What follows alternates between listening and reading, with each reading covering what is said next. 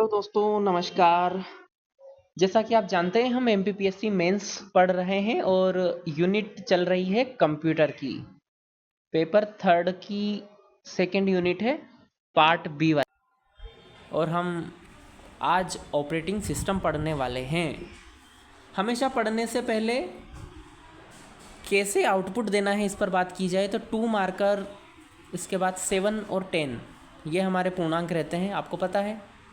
तो हमें कोई भी टॉपिक पढ़ने से पहले हर टर्म, हर फैक्ट, हर कॉन्सेप्ट इस प्रकार से लेकर चलना है कि हम इसे किस प्रकार 2 नंबर के, 7 नंबर के और 10 नंबर के प्रश्न में उत्तर लिखेंगे। तो ये ऑपरेटिंग सिस्टम जो हमारा टॉपिक है, ये तीनों प्रकार के प्रश्नों में फिट बैठता है। 10 नंबर में भी पूछा जा सकता है, ऑपरेटिंग सिस्टम को विस्तार से समझाइए। 7 नंबर के प्रश्न में भी पूछा जा सकता है और 2 नंबर में इसके विभिन्न भागों को पूछा जा सकता है। चलिए, क्या होता है ऑपरेटिंग सिस्टम? ऑपरेट करना, क्या अर्थ होता है ऑपरेट करने का? परिचालन। ऑपरेटिंग यानी परिचालन, यानी कंप्यूटर को चलाने के लिए जो सिस्टम होता है। अब आप अपना खुद का उदाहरण लीजिए, हमारे शरीर का। हमारा शरीर जो भी दृश्यमान चीज़ है वो सब हार्डवेयर कहलाती है। हाथ, मुंह, कान, है ना, पैर, ये हार्डवेयर है। हमारा सॉफ्टवेयर क्या है? हमारी आत्मा जिसे कहते हैं, है ना, जो चेतना देती है शरीर को। वो हार्मोन स्रावित होते हैं हमारे माइंड में, है ना। ये सब, इसमें चेतना किसके द्वारा है? वो आत्मा के द्वारा है। इसी प्रकार ऐसा कह सकते हैं कि जो ऑपरेटिंग सिस्टम है वो आत्मा कही जा सकती है। ठीक है, इसके बिना कंप्यूटर किसी काम का नहीं, सिर्फ एक वो दिखावी डब्बा रह जाएगा। उम्मीद है यहाँ तक समझ में आपको आया होगा कि आप क्या दृष्टिकोण लेकर चलेंगे। अब ये कॉन्सेप्ट आपके मन में बैठ गया तो आप आसानी से इस चैप्टर को समझ लेंगे। चलिए परिचय देते हैं ऑपरेटिंग सिस्टम का। तो ऑपरेटिंग सिस्टम क्या है? एक सिस्टम सॉफ्टवेयर है। क्या है? एक सिस्टम सॉफ्टवेयर है जो यूज़र व कंप्यूटर के बीच एक माध्यम का काम करता है। ठीक है दोस्तों, किस माध्यम का? हमारे द्वारा दिए गए निर्देशों को कंप्यूटर को कौन समझाता है? ऑपरेटिंग सिस्टम ही तो समझाता है। ठीक है, और ऑपरेटिंग सिस्टम प्रोग्रामों का एक समूह हो सकता है। सरल भाषा में आप ऐसे कह सकते हो, विभिन्न प्रोग्रामों का एक समूह जो क्या करता है? Hardware, software. और सॉफ्टवेयर, यहाँ सॉफ्टवेयर शब्द का मतलब है अन्य जो सॉफ्टवेयर होता है ना, जैसे एप्लीकेशन सॉफ्टवेयर वगैरह हैं ना, यूटिलिटी, इन सॉफ्टवेयर को हार्डवेयर और यूज़र इनके साथ समन्वित करना, ये ऑपरेटिंग सिस्टम का काम है, इनको एक्टिव करना। ठीक है, आगे बढ़ते हैं। प्रमुख ऑपरेटिंग सिस्टम कौन कौन से हो गए, इनके उदाहरण देखना। MS DOS के बाद Mac OS, Mac operating system, Windows 10, Unix, Linux, Android, ये सब ऑपरेटिंग सिस्टम का नाम है। आपका ही मोबाइल है, इसमें कोई ना कोई सा ऑपरेटिंग सिस्टम होगा, या तो एंड्रॉयड होगा या iOS होगा। बिना ऑपरेटिंग सिस्टम के कोई सी भी इलेक्ट्रॉनिक मशीन, जिसे हम कंप्यूटर कहते हैं, अस्तित्वहीन हो जाएगी। क्या काम करता है ऑपरेटिंग सिस्टम? किसी भी सिस्टम की विशेषता उसके कामों से आंकी जाती है। तो क्या क्या काम है भाई ऑपरेटिंग सिस्टम के? CPU प्रबंधन। अब CPU प्रबंधन, CPU में क्या क्या होते हैं? ALU, है ना, CU कंट्रोल यूनिट। तो इनको वो समन्वित, इनको निर्देशित करता है, विनियमित करता है, ये हो जाएगा। आगे एक एक करके इनको समझेंगे हम। मेमोरी प्रबंधन, मध्यस्थ का काम करना, मध्यस्थ इन यूज़र और कंप्यूटर के बीच। प्रदर्शन सुधारना कंप्यूटर का, कई बार स्लो हो जाता है कंप्यूटर तो उसको इंगित करता है। कंप्यूटर की सेफ्टी, ये भी ऑपरेटिंग सिस्टम का काम है। फाइल का प्रबंधन और उपकरणों का प्रबंधन। उपकरण कितने होते हैं कंप्यूटर में? आउटपुट और इनपुट, बहुत सारे डिवाइस होते हैं ना, उनका प्रबंधन। अब एक एक करके इनको हम समझेंगे कि क्या क्या करता है ऑपरेटिंग सिस्टम। मेमोरी प्रबंधन कैसे करेगा भैया? किसी प्रोग्राम को कितनी रोम देना है या कितनी रैम देना है, ये सब ऑपरेटिंग सिस्टम डिसाइड करता है। अर्थात प्रोग्राम को मेमोरी का आवंटन का कार्य करने का बीड़ा उठा रखा है इसने, ऑपरेटिंग सिस्टम ने। तो आप मेमोरी प्रबंधन में 2 लाइन लिख देंगे, काफ़ी है। CPU प्रबंधन के अंतर्गत टास्क को प्रोसेसर देना, किसी भी काम को प्रोसेसर देना पड़ेगा ना, जैसे आपको 2+2 जोड़ना है, तो ये जोड़ने का काम, जो प्रोसेसिंग होगी, वो आवंटित कौन करेगा? ऑपरेटिंग सिस्टम करेगा। प्रोसेसर शेड्यूलिंग कहलाता है ये 2 नंबर में अगर आ जाता है प्रोसेसर शेड्यूलिंग, तो क्या होगा? विभिन्न टास्क जो यूज़र कंप्यूटर को देता है उन टास्क के लिए प्रोसेसर उपलब्ध कराने का कार्य सीपीयू प्रबंधन कहलाता है। और ये सीपीयू प्रबंधन कौन करता है? ऑपरेटिंग सिस्टम करता है। क्लियर है मित्रों? ठीक है, अगला काम कौन सा है इसका? फाइल प्रबंधन। फाइल प्रबंधन क्या है? फाइल का मतलब आपका जितना भी डाटा है, सूचनाएं हैं ना, वो सेव होते हैं मेमोरी में। तो इसको मैनेज करने का काम भी ऑपरेटिंग सिस्टम करता है। कैसे करता है? देखिए दोस्तों, आपका बहुत सारा डाटा मोबाइल में सेव होगा, तो उनको ढूंढने के लिए आप क्या करते हो? नाम के अनुसार सॉर्ट कर सकते हो, साइज के अनुसार, फॉर्मेट के अनुसार, है ना, उनकी लोकेशन अलग अलग आप सेट कर देते हो, फोल्डर बना देते हो, उनमें सेव कर देते हो। इन तो सबको व्यवस्थित करने का काम ऑपरेटिंग सिस्टम ही करता है। ठीक है दोस्तों। उपकरण प्रबंधन। अब उपकरण से क्या समझते हो? वही इनपुट व आउटपुट डिवाइस, इनको नियंत्रित करता है। जैसे आप कोई कमांड देते हो, ऑपरेटिंग सिस्टम इनपुट डिवाइस को बताता है कि चलो स्कैन करो, है ना, आउटपुट डिवाइस को प्ले करने का बोलता है। तो वो सब चीज़ें कौन करता है? ऑपरेटिंग सिस्टम करता है। मध्यस्थ, कंप्यूटर और यूज़र के बीच समन्वय का काम भी ऑपरेटिंग सिस्टम करता है। जैसे आप तो क्या बोल रहे हो, कंप्यूटर उस भाषा को समझता नहीं है, तो ये ऑपरेटिंग सिस्टम ही होता है जो इनको इनपुट आउटपुट डिवाइस को क्रियान्वित करता है, चालू करता है। और वो 0101 बाइनरी लैंग्वेज में चेंज करने के लिए कंपायर, इंटरप्रेटर, इनको सबको व्यवस्थित करने का काम कौन करता है? Operating system. प्रदर्शन सुधारना। क्या है भैया प्रदर्शन सुधारना? इसका जो कंप्यूटर का परफॉर्मेंस जब भी गिरता है, कई बार रीज़न होते हैं ज़्यादा मेमोरी भर जाना, वायरस आ जाना, तो इन सब में परफॉर्मेंस बिगड़ जाता है। तो वो अलर्ट करता है कंप्यूटर को, उसके परफॉर्मेंस पे नज़र रखता है और यूज़र को अलर्ट करता है कि तुम्हारे कंप्यूटर की स्पीड स्लो हो गई, इसके प्रदर्शन को सुधारने के लिए ये स्टेप उठाइए, मेमोरी खाली कीजिए। ठीक है, तो ये क्या, और रिक्वेस्ट एंड रिस्पॉन्स टाइम को रिकॉर्ड करता है कंप्यूटर के। इस हिसाब से क्या होता है? परफॉर्मेंस सुधरता है कंप्यूटर का, सीधी सी बात है। और आखिरी और महत्वपूर्ण इसका कार्य है कंप्यूटर की सुरक्षा। जी हाँ दोस्तों, ये बहुत ही इंपॉर्टेंट है। डाटा सिक्योरिटी हेतु सुरक्षा फीचर उपलब्ध करवाता है, जैसे पासवर्ड, है ना, जैसे हिडन करना फाइल को, इन सबको ये व्यवस्था होती है। पासवर्ड प्रोटेक्शन ये प्रोवाइड करवाता है। फायरवॉल की व्यवस्था होती है। कंप्यूटर में अनधिकृत उपयोगकर्ता को प्रवेश करने से रोकता है। ये सब काम कौन करता है? Operating system. ठीक है मित्रों, चलिए अब ऑपरेटिंग सिस्टम की विशेषताओं से संबंधित 7 नंबर का प्रश्न आ गया। मान लो ऑपरेटिंग संबंध की विशेषताएं बताइए, तो क्या बताओगे? यह मेमोरी प्रबंधन करता है, मल्टी प्रोग्रामिंग इसकी एक विशेषता है, मल्टी प्रोसेसिंग इसकी विशेषता है, मल्टी टास्किंग। अब सब देखेंगे, मल्टी मल्टी मल्टी सब में है। आप अपनी मल्टी पे बैठे बैठे आराम से पढ़ते रहिए, है ना, इनको मैं सब समझा दूंगा। रियल टाइम, मल्टी थ्रेडिंग, ये सब क्या है? चलिए एक एक करके समझते हैं। मेमोरी प्रबंधन तो अभी हम ऑपरेटिंग सिस्टम के कार्यों में जान भी चुके हैं। क्या है कि एक समय में एक से अधिक प्रोग्राम को मेमोरी में रखने की सुविधा देता है। जैसे एक टास्क चल रहा है तो दूसरे टास्क को वो सेव रखेगा, जैसे ही एक पहला टास्क कंप्लीट होगा वो दूसरे को क्रियान्वित कर देगा। या फिर किसी प्रोसेसर को कितनी मेमोरी किस समय देना है, तो ये सब मेमोरी प्रबंधन का काम होता है। ये इसकी विशेषता है। इसके बाद मल्टी प्रोग्रामिंग। क्या है मल्टी प्रोग्रामिंग? तो मल्टी यानी बहुत सारे, और प्रोग्राम यानी प्रोग्राम। एक ही टाइम पर 2 या 2 से अधिक प्रक्रियाओं का एक दूसरे पर प्रचालन होना, है ना, ये मल्टी प्रोग्रामिंग है ना। एक से अधिक प्रोग्राम एक साथ चल रहे हैं तो मल्टी प्रोग्रामिंग कह देंगे। अब मल्टी प्रोसेसिंग क्या है भैया? देखो, एक समय में एक से अधिक कार्य के क्रियान्वयन के लिए सिस्टम पर एक से अधिक सीपीयू होते हैं। यहाँ मल्टी प्रोग्रामिंग में एक ही सीपीयू है ना, पर काम एक से ज़्यादा कर रहा है। लेकिन यहाँ क्या होगा? एक से अधिक सीपीयू है, तो एक से अधिक सीपीयू जब जोड़ करके अलग अलग प्रोसेसिंग करवाई जाती है, इसे मल्टी प्रोसेसिंग कहते हैं। ठीक है। मल्टीटास्किंग क्या है? एक ही समय में कंप्यूटर पर कई टास्क चल रहे हैं साहब, उसे बोल देंगे मल्टी टास्किंग। ठीक है, बहुत सारे टास्क दे दो तो आप कंप्यूटर को, जैसे म्यूजिक प्लेइंग अलग चल रही है उसमें सिस्टम से, साथ में आप वर्ड पे कोई फाइल भी बना रहे हो, साथ में यूट्यूब से कोई वीडियो भी डाउनलोड कर रहे हो। समझ रहे हो बात को? अरे समझ रहे हो कि नहीं समझ रहे हो?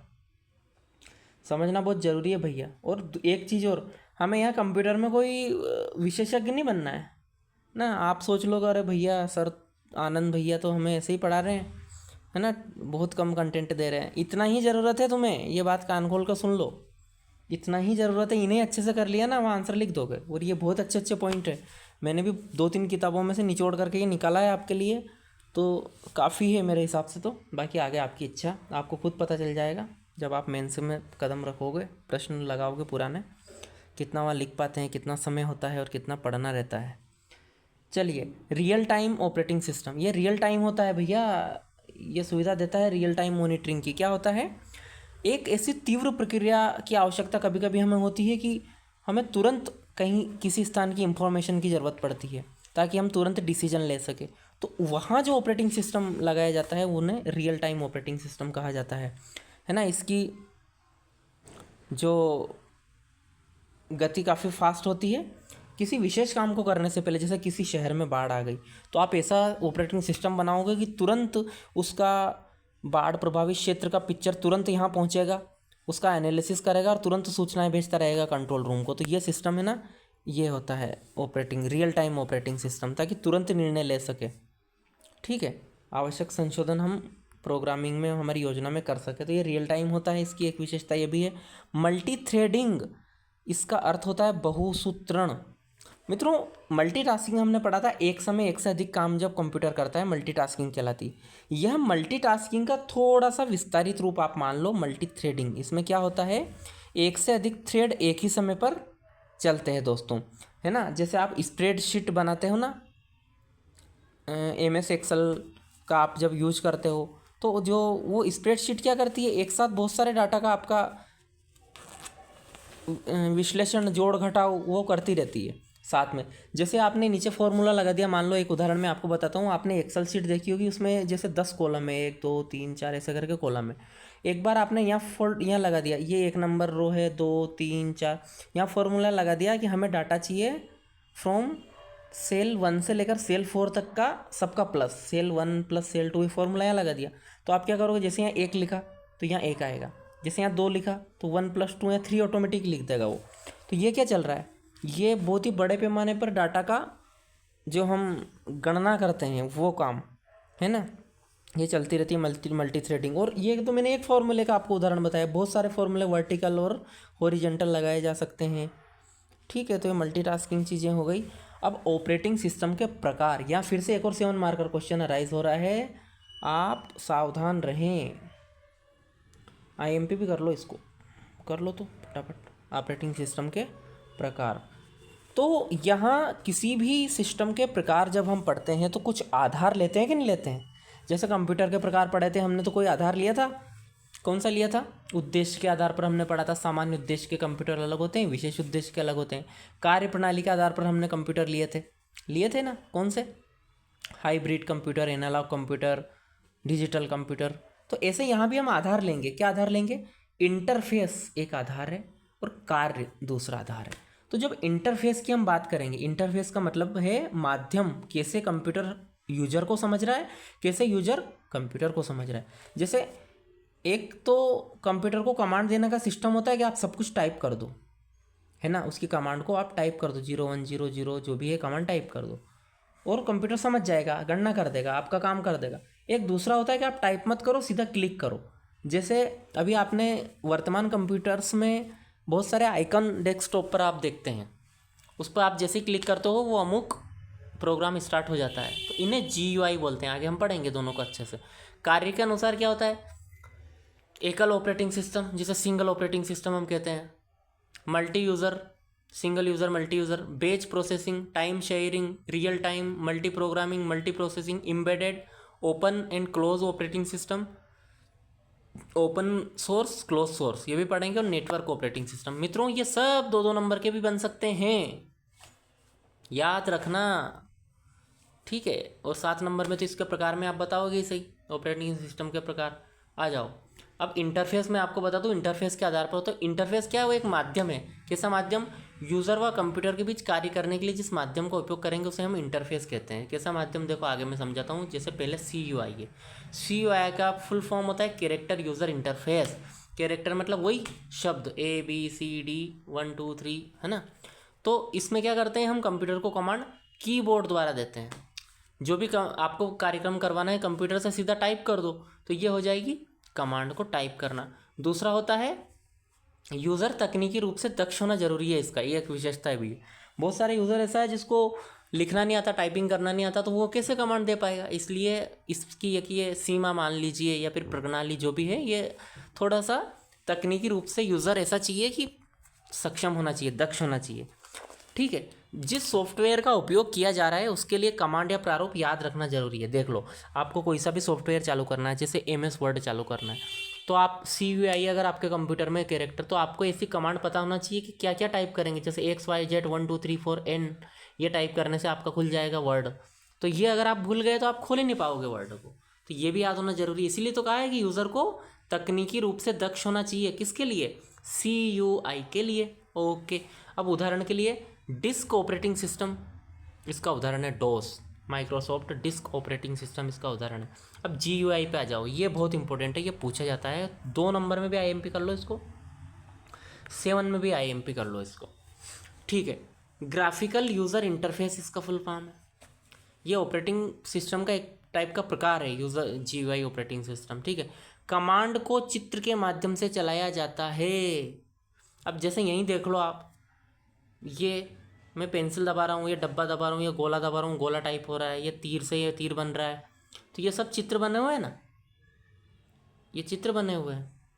ठीक है मित्रों, तो इससे मैं जब यूज़ कर रहा हूँ सिस्टम को, तो ये क्या हो रहा है, ग्राफिकल यूज़र इंटरफेस कर रहा हूँ। यानी यूज़र क्या कर रहा है, जैसे आप क्या करते हो, कैमरे का आइकॉन दबाते कैमरा चालू हो जाता है आपके सिस्टम में, इसमें सब में GUI चल रहा है आजकल। ठीक है, चलो ये तो समझ में आ गया आपको। अब इसको लिखेंगे कैसे, तो इसका पहले फुल फॉर्म लिखेंगे कि ग्राफिकल यूज़र इंटरफेस है। फिर क्या लिखोगे, कमांड को चित्र के माध्यम से चलाया जाता है, जिन्हें आइकन कहते हैं। क्या बोलते हैं? आइकन। आइकन, आइकन को दबाया और काम करा। इसमें यूज़र ग्राफिक्स के द्वारा एप्लीकेशन के साथ कार्य करता है, जैसे आइकॉन, बटन, विंडोज़, है ना, ये सब। कमांड को माउस द्वारा क्लिक करके, क्लिक ही तो करते हो आप, जैसे गैलरी आपको खोलना है, गैलरी वाले आइकन पर क्लिक कर दिया। इस तरह GUI कंप्यूटर के उपयोग को कठिन बनाता है, अरे आसान बनाता है। उदाहरण के लिए विंडोज़ ऑपरेटिंग सिस्टम हो गया, ये क्या है, एक GUI बेस्ड ऑपरेटिंग सिस्टम है। और फिर विंडोज़ के विभिन्न प्रारूप आए हैं, विंडोज़ 95, 98, NT। विंडोज़ NT मतलब विंडोज़ न्यू टेक्नोलॉजी है। विंडोज़ MI मिलेनियम, है ना, वाला है ये, मिलेनियम इवोल्यूशन इसका। विंडोज़ 2000, विंडोज़ XP, विंडोज़ ये विस्टा, ये सब इनका है विंडोज़ वाले का। तो आप 2 एक उदाहरण लिख दोगे, काम हो जाएगा। एक भारत का ऑपरेटिंग सिस्टम है Bose, Bharat operating system solution इसका फुल फॉर्म है। CDEC द्वारा बनाया गया था, centre for development of advance computing. CDEC का फुल फॉर्म मैं आपको बता देता हूँ, और ये पुणे में स्थित संस्थान है। इसने कौन सा बॉस बनाया था, तो बॉस अगर 2 नंबर में आ गया नहीं, तो ये मत लिख देना कि हमारे कार्यालय के जो बॉस होते हैं वो बॉस। चलो, कार्य के अनुसार अब ऑपरेटिंग सिस्टम हम देखेंगे। अभी तो हमने इंटरफेस के आधार पर देखा था, कार्य के आधार पर कौन कौन से होते हैं। सिंगल यूज़र ऑपरेटिंग सिस्टम, एक समय में एक ही यूज़र यूज़ कर रहा है, सिंगल यूज़र। उदाहरण लिख देना MS DOS, बात खत्म, 2 नंबर का आपका काम पक गया। ठीक, आगे बढ़ो। मल्टी यूज़र ऑपरेटिंग सिस्टम, एक समय में एक से अधिक यूज़र काम कर सकते हैं, इसका उपयोग किसी नेटवर्क से जुड़े कंप्यूटर में किया जाता है। समझ में आ रहे हो, नेटवर्क है, कोई एक नेटवर्क बनाया, उससे बहुत सारे कंप्यूटर हमने जोड़े हैं मल्टी यूज़र के लिए, तो उनको बोलेंगे मल्टी यूज़र ऑपरेटिंग सिस्टम। बहुत एक साथ प्रोसेसर काम करते हैं, एक साथ प्रोसेस कर सकते हैं बहुत सारे यूज़र्स इसमें, मल्टी यूज़र ऑपरेटिंग सिस्टम, जैसे यूनिक्स, लाइनक्स, विंडोज़ 7 आदि। ठीक है, तो ये हो गया मल्टी यूज़र, बस नाम से ही स्पष्ट है, मल्टी यूज़र। सिंगल यूज़र आप लिख देना। आगे है बैच प्रोसेसिंग। अब देखो इस भी शब्द पे ध्यान देना, बैच। इसमें क्या होता है दोस्तों, एक बैच बनाया जाता है, जो समान प्रकार के काम होते हैं ना, उनका एक बैच बना लिया जाता है। ठीक है, एक ही प्रकृति के कार्यों का एक बैच, और वो बैच को क्रियान्वित कर दिया जाता है समूह के रूप में। फिर क्या एक एक करके वो काम होते रहते हैं, तो ये होता है। जैसे अब ये कहाँ पे उपयोग होता है मित्रों, जहाँ हमें हस्तक्षेप नहीं करना है, एक बैच बना दिया, एक के बाद एक कार्य काम होते रहेंगे, तो फिर वो चलता रहेगा, है ना, तो उसे बैच ऑपरेटिंग सिस्टम बोलते हैं। सांख्यिकी विश्लेषण करना हो, बिल प्रिंटिंग करना हो, है ना, पेरोल बनाना इत्यादि सब काम में batch operating system, batch processing operating system काम होता है। ये भी 2 प्रकार के होते हैं, सिंगल बैच प्रोसेसिंग और multi programming batch processing. Single batch processing में क्या होता है, पहली पीढ़ी के जब कंप्यूटर थे तो उसमें सिंगल बैच प्रोसेसिंग होते थे। बहुत सारे जॉब को एक बैच में बना दिया जाता था, 1 2 3, पहले 1 चलेगी, फिर 2 चलेगी, 3 चलेगी, ऐसे चलता था। अभी क्या होता है, एक साथ एक से अधिक जॉब चलती है ना। ये भी होती तो बैच में ही है, पर एक से अधिक बहुत सारी एक साथ ये चलती है, पर इनका भी बैच बना दिया जाता है। ठीक है दोस्तों, आगे बढ़ते हैं। रियल टाइम ऑपरेटिंग सिस्टम मैंने आपको समझाया था, इसकी विशेषता जब हम पढ़ रहे थे। रियल टाइम का मतलब क्या समझते हो आप? रियल टाइम यानी वास्तविक समय पर एक प्रोग्राम का परिणाम दूसरे प्रोग्राम में इनपुट करना हो। जैसे हमें अगर पता चले कि डाटा इनपुट क्या है किसी क्षेत्र का, तो हम तुरंत दूसरे प्रोग्राम में डालेंगे, क्योंकि दूसरा प्रोग्राम भी रन करता है ना, उस हिसाब से उसका सोल्यूशन निकालता है। जैसे किसी एरिया में बाढ़ आ गई, तो वहाँ बाढ़ का इनपुट हम प्राप्त करेंगे, तो तुरंत दूसरे प्रोग्राम को देंगे कि जल्दी से बाढ़ नियंत्रण का उपाय बताओ, जल्दी से कंट्रोल रूम को सूचित करो। तो पहले प्रोग्राम का रियल टाइम आउटपुट हमें मिलेगा, तब तो हम दूसरे प्रोग्राम में तुरंत डालेंगे। तत्काल परिणाम की आवश्यकता जब हमें होती है, तो वहाँ जिस ऑपरेटिंग सिस्टम का यूज किया जाता है उसे रियल टाइम ऑपरेटिंग सिस्टम कहा जाता है। ठीक है, इसमें तत्काल समय में परिणाम प्राप्ति का बहुत महत्व होता है, और ये लाइनक्स इसका एक उदाहरण है, बहुत अच्छा उदाहरण है ये। अब बात करते हैं टाइम शेयरिंग ऑपरेटिंग सिस्टम की। क्या है टाइम शेयरिंग ऑपरेटिंग सिस्टम?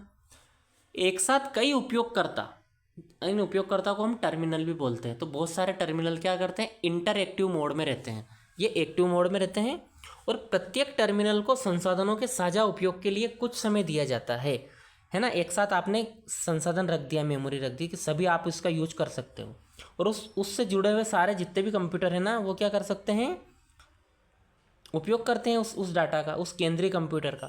ठीक है, और उसके लिए क्या होता है, टाइम स्लाइस एक करके एक टर्म होती है। क्या होता है कि हर टर्मिनल संसाधनों का साझा उपयोग करने के लिए एक समय प्राप्त करता है। इसमें देखो मैं आपको ऐसा बताऊं, जैसे एक इसका संसाधन को पहले ए कंप्यूटर यूज कर रहा है, फिर बी कंप्यूटर, फिर सी, फिर डी, क्योंकि सबके पास में वो मेमोरी नहीं है, वो इतना डाटा भी नहीं है, तो ये अपने अपने काम के लिए यूज कर रहे हैं। तो टाइम शेयर कर रहे हैं, किन कर रहे हैं, तो भैया 2 घंटे में से हमें 15-15 मिनट चारों को दे दिया, फिर 15-15 मिनट चारों को दे दिया, तो आधा आधा घंटा मिल गया। तो टाइम शेयरिंग, इस प्रकार का ऑपरेटिंग सिस्टम क्या कहलाता है, टाइम शेयरिंग, है ना। इसमें जिसे हम जो टर्मिनल को टाइम देते हैं उसे टाइम स्लाइस कहा जाता है। तो ये भी आप टर्म याद रखना, टाइम स्लाइस। अब मल्टी प्रोसेसर ऑपरेटिंग सिस्टम एक होता है, मल्टी प्रोसेसर। इसमें क्या है, एक से अधिक प्रोसेसर होते हैं, सीधी सी बात आप ये याद रखो, एक से अधिक प्रोसेसर हो गया। कैसे होते हैं, बहुत सारे हम सिस्टम जब बनाते हैं, एक से अधिक सीपीयूज लगा कर बनाते हैं ना, वो पैरेलल प्रोसेसिंग कहलाती है। सुपर कंप्यूटर में इस प्रकार की प्रोसेसिंग होती है दोस्तों। तो आप ये याद रखना, मल्टी प्रोसेसिंग ऑपरेटिंग सिस्टम में एक से अधिक सीपीयू को जोड़कर मल्टी प्रोसेसर बना दिया जाता है। इसमें पैरेलल प्रोसेसिंग चलती है, स्पीड काफ़ी ज़्यादा होती है इसकी, बता दोगे? ठीक है, अगला है एम्बेडेड ऑपरेटिंग सिस्टम। ये क्या है भाई साहब, किसी उपकरण के भीतर स्थित प्रोसेसर के लिए निर्मित ऑपरेटिंग सिस्टम है ये। देखो, इस जैसे आपने आपके घर में देखी होगी वॉशिंग मशीन क्या करती है, जैसे आपके कपड़े वॉश हो जाते हैं, वो संकेत देती है कि नहीं देती है। डीवीडी प्लेयर क्या करता है, इस कनेक्टेड, डीवीडी प्लेयर कनेक्टेड होता है ना, ब्लूटूथ से कनेक्ट होकर चलने लगता है, डीवीडी चालू होती है, कंप्यूटर स्पीकर से कनेक्ट हो जाता है। वो आजकल तो बहुत अत्याधुनिक आने लगे हैं।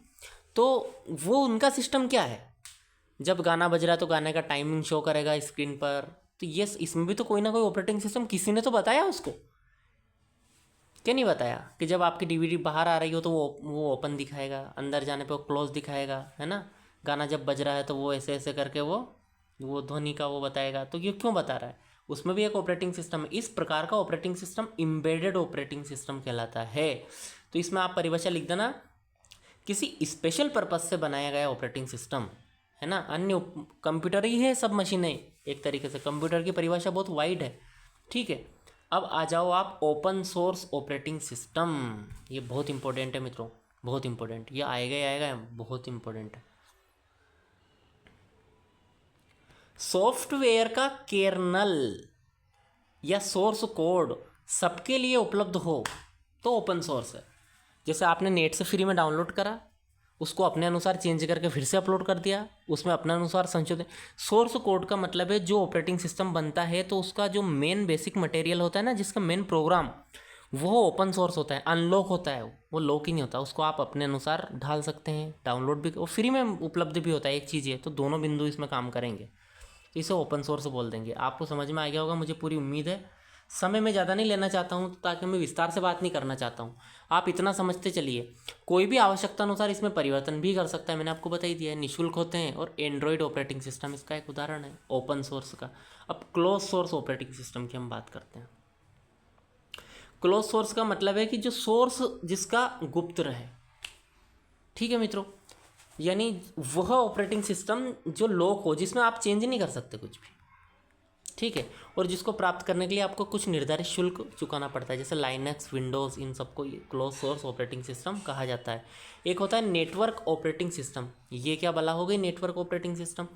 यह ऑपरेटिंग सिस्टम उन कंप्यूटर को सेवा प्रदान करता है जो नेटवर्क से कनेक्टेड होते हैं। एक निश्चित नेटवर्क बना लिया, जैसे आपने उदाहरण ही छोटा सा ले लो, 5 कंप्यूटर का एक नेटवर्क बन गया आपस में, तो ऑपरेटिंग सिस्टम इसके लिए बना दो कि ये अलाउ करता है मल्टी कंप्यूटर को एक साथ कम्युनिकेट करने के लिए। आई बात समझ में? मल्टीपल कंप्यूटर जो होते हैं सबको एक साथ कम्युनिकेट करने की अनुमति देता है ऑपरेटिंग सिस्टम। जैसे कोई एक यहाँ ऑपरेशन चल रहा है ए और बी के बीच, तो सी को वेट करने का बोलेगा। ये सब प्रोग्रामिंग किस में होगी? ऑपरेटिंग सिस्टम में होगी ना, तो इसे नेटवर्क ऑपरेटिंग सिस्टम कहते हैं। चलो भाई, अब हम सबसे महत्वपूर्ण एक बिंदु अभी तक का, ये एक अच्छा बिंदु है, इसे हम कवर करेंगे। Memory management scheme. क्या होती है मेमोरी मैनेजमेंट स्कीम? मैंने आपको बताया था ऑपरेटिंग सिस्टम की एक विशेषता है मेमोरी को मैनेज करना। किस प्रोग्राम को कितनी मेमोरी देना है ऑपरेटिंग सिस्टम ही तय करता है। उससे संबंधित कुछ टर्म है, जैसे पेजिंग, सिगमेंटेशन, बफरिंग और स्पूलिंग। बफर व स्पूलिंग, इसको हम समझते हैं। चलो पेजिंग देखते हैं सबसे पहले क्या होती है। मेमोरी को फिक्स साइज के पेजों में विभाजित किया जाता है। मेमोरी को क्या किया जाता है? फिक्स साइज के पेजों में विभाजित कर दिया जाता है, इसे पेजिंग कहलाता है ये। ठीक है दोस्तों, पेजिंग में उस डेटा का प्रयोग किया जाता है जो मेन मेमोरी में नहीं होता है। आई बात समझ में? नहीं आई? क्या बोल दिया आपने? कुछ समझ में नहीं आया? मेमोरी को फिक्स साइज के पेजों में विभाजित कर दिया जाता है और पेजिंग में उस डेटा का प्रयोग किया जाता है जो मेन मेमोरी में नहीं होता है। यह प्रोग्रामिंग के पहले आपको मेमोरी को मैनेज करना पड़ता है, कौन सा डाटा आपको प्रोसेसर को इंस्टेंट चाहिए, तुरंत चाहिए, तो उसकी पेजिंग करना, ये मेमोरी मैनेजमेंट का एक कॉन्सेप्ट मात्र है और कुछ नहीं। आप तो इतना समझ के चलो कि मेमोरी मैनेजमेंट का एक कॉन्सेप्ट है जिसमें क्या करते हैं, मेमोरी को फिक्स साइज के पेजों में बांट दिया जाता है। ठीक है, चलो दूसरा है सिगमेंटेशन। मेमोरी को डिफरेंट साइज के सेगमेंट में बांट देते हैं। अब पेजिंग से इसमें अंतर क्या है? यहाँ फिक्स साइज होती है, यहाँ अलग अलग साइज होती है। ठीक है, सेगमेंट को लॉजिकल यूनिट कहा जाता है। प्रत्येक सेगमेंट जो होता है उसको लॉजिकल यूनिट कहा जाता है। फंक्शन, प्रोग्राम, एरे, ये सब इसके उदाहरण हैं। ठीक है, हमें ज़्यादा डीप में नहीं जाना है, हमें मोटे तौर पर इनको बस एक याद रखना है कि ये मेमोरी मैनेजमेंट स्कीम है, ये टर्म है। ठीक है मित्रों, बफरिंग की बात करते हैं। क्या है बफर? एक अस्थायी स्टोरेज है। मैंने आपको मेमोरी में इसको पढ़ाया है, बफर, जब मेमोरी पढ़ा रहे थे हम, उसमें देखना बहुत अच्छे से समझाया है। यह एक अस्थायी स्टोरेज है जहाँ मुख्य मेमोरी में ट्रांसफ़र होने से पहले डेटा रहता है। देखो, जैसे प्रोसेसर ने कोई डेटा प्रोसेस किया, अब प्रोसेस होने के बाद वो मेन मेमोरी में सेव होने जाएगा, उससे पहले बफर में कुछ समय के लिए रहता है, ये बफर कहलाता है। इसी प्रकार इनपुट डिवाइस से प्रोसेसर के पास जाने से पहले डाटा थोड़े समय के लिए बफर में रहता है, इसे ही हम बफर कहते हैं। फिर स्पूलिंग एक टर्म होती है। क्या होता है स्पूल? देखो, ये भी एक प्रकार का बफर ही है। यह एक टेम्परेरी एरिया होता है स्टोरेज करने का, है ना। टेम्परेरी यानी अस्थायी स्टोरेज, अस्थायी मेमोरी का एरिया होता है जो क्या करता है, इनपुट आउटपुट के डाटा को स्टोर करता है। इनपुट व आउटपुट जो डाटा आपने करा उसको थोड़ी देर के लिए स्टोर करता है, और storage area input out device उसके लिए एक्सेसिबल रहता है। और ये जो इसका एरिया होता है ना, उसे कभी भी इनपुट और आउटपुट डिवाइस एक्सेस कर सकते हैं, तो इसे स्पूल कहते हैं। तो स्पूल व बफर, ये याद रखना, एक तो बफर और एक स्पूल, ये दोनों क्या है, मेमोरी मैनेजमेंट स्कीम। तो ये था हमारा आज ऑपरेटिंग सिस्टम। एक बार देखते हैं हमने क्या क्या देखा। ऑपरेटिंग सिस्टम क्या है, इसका परिचय देखा, इसके कुछ उदाहरण देखें। इसके कार्य क्या क्या है, तो सीपीयू, उपकरण, मेमोरी, फाइल, इन सब का प्रबंधन करता है, मध्यस्थ का काम करता है, कंप्यूटर की सुरक्षा करता है, उसके परफॉर्मेंस को सुधारता है। हमने एक एक करके इनको सबको देखा क्या क्या है ये प्रबंधन। फिर हमने देखा इसकी विशेषताएं, तो multi programming, multi processing, multi tasking, real time, multi threading, memory प्रबंधन, इन सबको जाना। ऑपरेटिंग सिस्टम के प्रकार देखें इंटरफेस के आधार पर, एक तो CUI होता है, एक GUI होता है। कार्य के अनुसार एकल user, multi user, batch processing, time sharing, real time, multi programming, multi processing, embedded, open close source, network, ये सब इंटरफेस हमने समझ लिया। CUI को देखा कैरेक्टर यूज़र इंटरफेस, GUI को देखा ग्राफिकल यूज़र इंटरफेस। फिर आगे हमने बॉस को देखा भाई साहब। कार्य के अनुसार ऑपरेटिंग सिस्टम हमने देखे सब करके, single user, multi user, batch processing, इसमें बैच बना दिया जाता है, सिंगल बैच और मल्टी प्रोग्रामिंग बैच।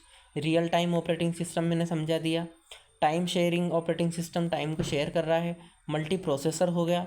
एम्बेडेड, आपके घर में मशीन, आपकी घड़ी, ये सब हाथ की घड़ी एम्बेडेड है। ओपन सोर्स और क्लोज सोर्स, ओपन सोर्स में उपलब्ध रहेगा, फ्री में संशोधन कर सकते हैं। क्लोज सोर्स में फ्री में नहीं, शुल्क देना पड़ेगा और संशोधन भी नहीं कर सकोगे। नेटवर्क ऑपरेटिंग सिस्टम क्या होता है, एक ऐसे सिस्टम्स के लिए काम करता है जो एक नेटवर्क का निर्माण करते हैं। मेमोरी मैनेजमेंट में हमने पेजिंग देखी, सिगमेंटेशन देखी, बफरिंग देखी, स्पूलिंग देखी। तो ये था हमारा आज का ऑपरेटिंग सिस्टम का क्लास। हम अगले लेक्चर में आपसे मिलेंगे, उसमें शायद अगला बिंदु आ रहा है माइक्रोसॉफ्ट ऑफिस के उपयोग क्या क्या है। तो आप बने रहिए इसी प्रकार, धीरे धीरे हम इस यूनिट को फिनिश करेंगे। और अब आपको बहुत सारे वीडियो लेकर आने वाला हूँ, अब थोड़ा फ्री रहूँगा मैं, तो अब आपके लिए बहुत सारे वीडियो लेकर आऊँगा। अभी फ़िलहाल हम अनुमति चाहता हूँ मैं आपसे, तो आप इसी प्रकार पढ़ते रहिए। मुझे अभी अनुमति दीजिए। नमस्कार।